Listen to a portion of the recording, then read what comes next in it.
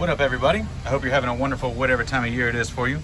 I haven't made too many videos lately. Just been busy with work and everything else. So this is going to be a super quick video. It's actually kind of specific. But on a GM vehicle, if you've got DTC P0521, which basically points to, it seems like it would be a oil pressure sending unit, the sensor. And a lot of people replace the sensor and then the code comes back. What I was going to show you is what the actual problem is the oil pump. And this is the pressure relief valve inside the oil pump. So it sits inside this little channel right here. And this spring is basically your max oil pressure. So when you rev it up and it's spinning a bunch of fluid through it, when it reaches a certain pressure, this spring comes out, like not comes out, but it's like it compresses, and then you got this plug that would actually go in this hole right here. And it, when it compresses, it relieves the oil through this hole and it maintains around 60 psi of oil pressure.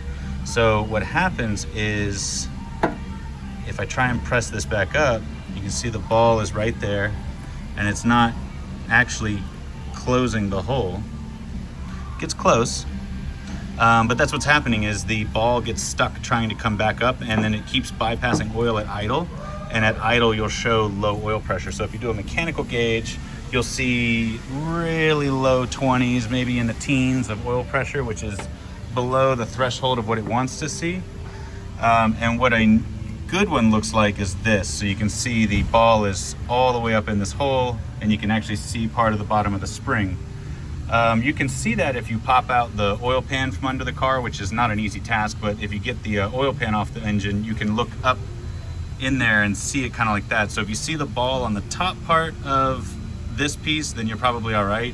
But if you see the ball down below and you can see a space above it when you're looking at it, and you're going to be looking at it like this from underneath the engine, then it will be an oil pump is your problem, and you gotta get a new oil pump. So make sure you pack it with really thick assembly lube when you put it in. The way I do that is I just pump a bunch of assembly lube into here, and I manually, with my hands on a desk just like this, rotate the gears until I see the oil and grease come all the way up to about right here.